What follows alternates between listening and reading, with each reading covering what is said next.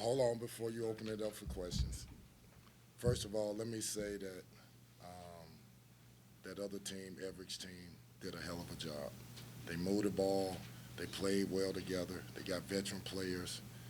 They were doing the things that I want my team to do, that I want these guys to do.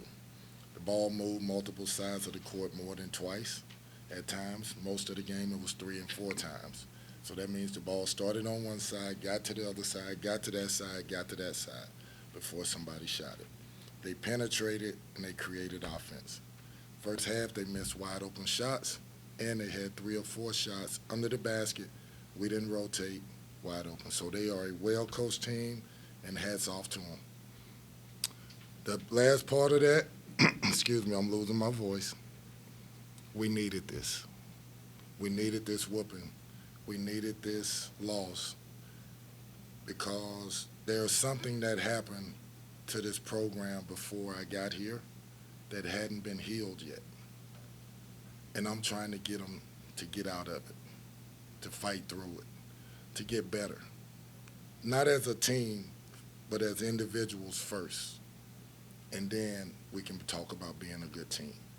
Until you overcome your own obstacles, you can't worry about a team. You can't worry about an opponent. It's the lesson of life. If I'm depressed, how am I going to worry about the guys I'm in the battlefield with? I'm depressed. If I'm hurting, if I don't have confidence, how can I worry about anybody else other than me? That's what we're fighting through. And we learned a valuable lesson. Now, if you got questions, let's go.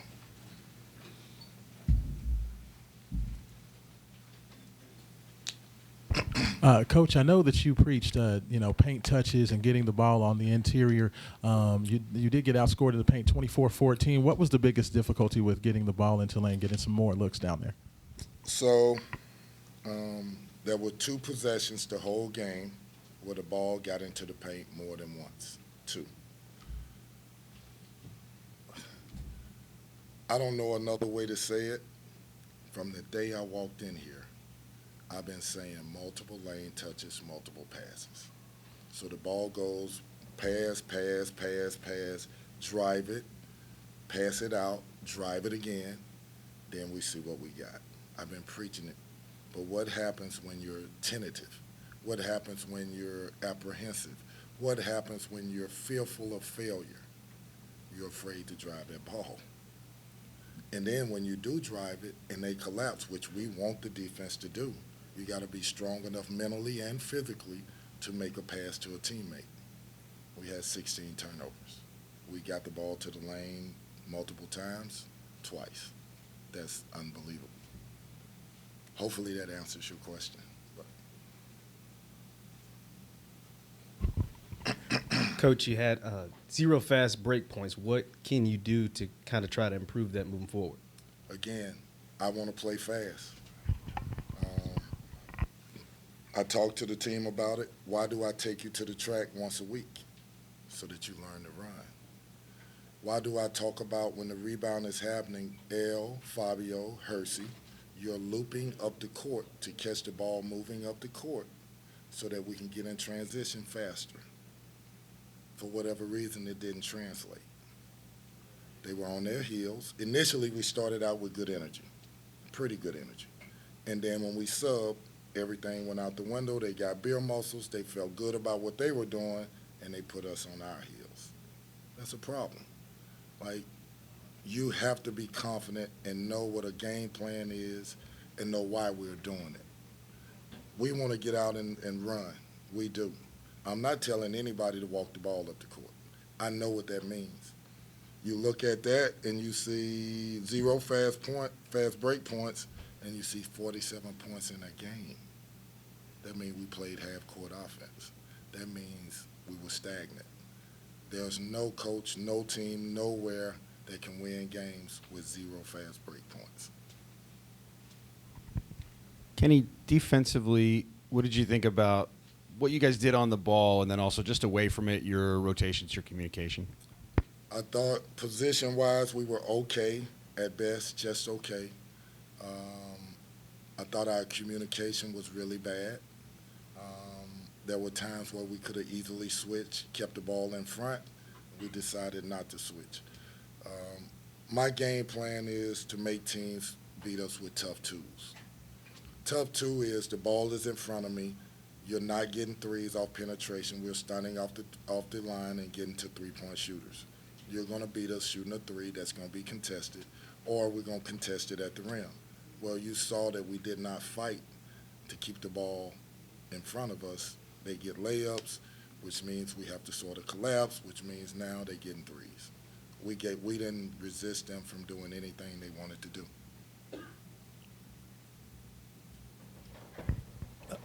Al had a tough game, didn't score, I think, until the final 4 minutes of the game. He's usually much more productive than that. What do you think happened with him? I thought Al started the game, and you saw it early. He had 6 of our 7 assists, really started the game well, but there was a point in the second half where, one, the fouls, the 2 fouls probably slowed him down mentally. Then there was a point in the second half where he was like, I got to score. And when the second he went that route, his success rate went way down, and you could see it. When you're playing this game and you're trying to score, it's not going to work. When you play this game and you're trying to understand the concepts of what you're trying to do offensively, and you let the offense come to you, it looks natural. You can't drive the ball, take 4 or 5 dribbles, and try to get a basket. Defense is going to collapse, especially a team like that is collapsing that's well coached. So hopefully, we know that he's way better than that, right? We do know that. Hopefully we in this room and we in this community know that Al Ellis is a very good basketball player. He has to go out and understand the magnitude of what his position and what he means to this team, not just in scoring but in other areas and how he approaches the game.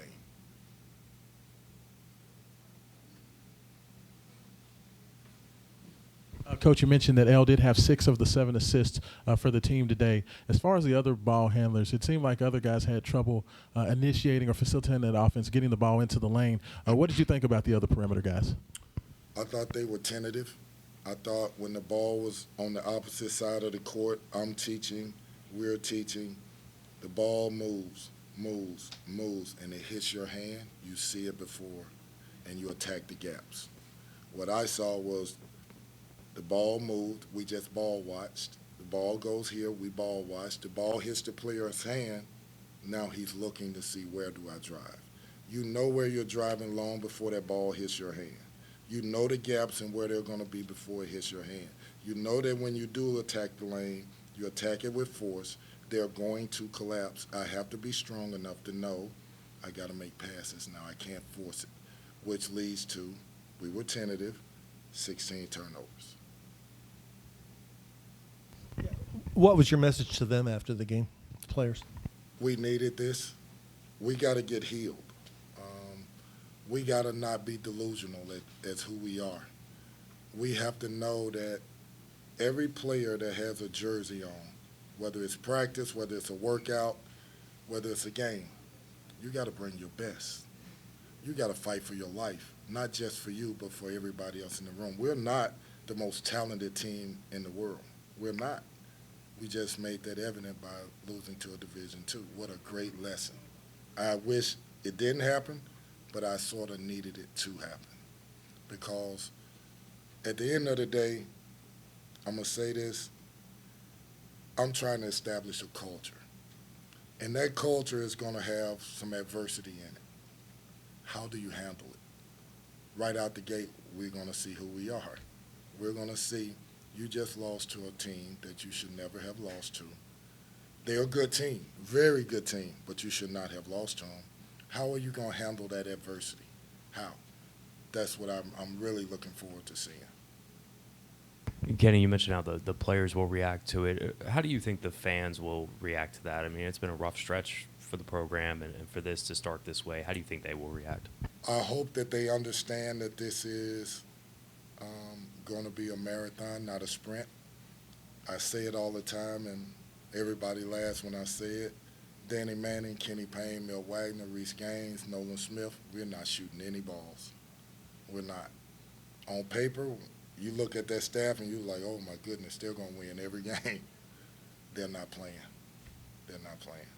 These guys are playing. So my point to that is that at the end of the day, we're trying to teach them winning basketball, a winning culture. These fans here are great fans. Of course, there are going to be some people that jump off. I'm good with it.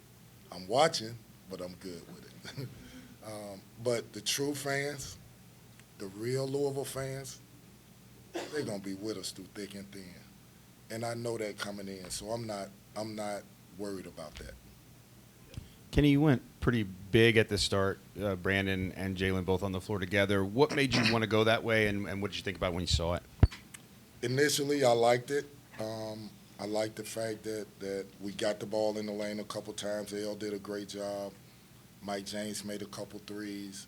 Jalen showed what he's capable of when he's in rhythm and playing well. I need more from Brandon. I need more from Sid. But I like that lineup. The way I'm looking at this is I have 9 or 10 guys that all could start.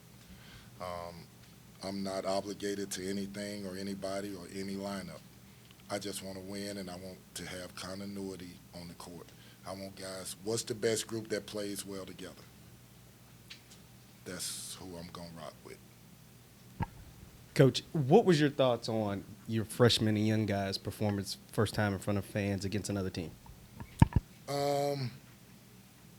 It's hard to say until you look at the film, but I think when we subbed the first time, you saw a momentum switch. So you saw the aggressors, Louisville initially, then at the 4 or 5 minute marks of playing, we subbed. And I want to give everybody an opportunity to play so I can evaluate everybody. Then you saw a lack of effort, a lack of defense, a lack of togetherness, a lack of momentum switching to the other team. And then they got confident. And then from that point on, we were on our heels. So I believe in Kamari Lands. I believe in Devin Reed. I believe in all of these guys. They have to go out and prove it. Just because I believe in you doesn't mean you're going to succeed. I'm here to support you, love you, coach you, mentor you, teach you what winning basketball is. You got to go out and perform. You got to go out and fight. I tell every player I'm in huddle saying, I don't care if you miss every shot. Just miss it with confidence. I don't care if you turn the ball over. Do it confidently. I don't care if you miss a rebound. It's going to happen. Play with confidence. Believe in what you're doing. Play with energy. And I'm good. All right. Thanks, Coach. Thank you.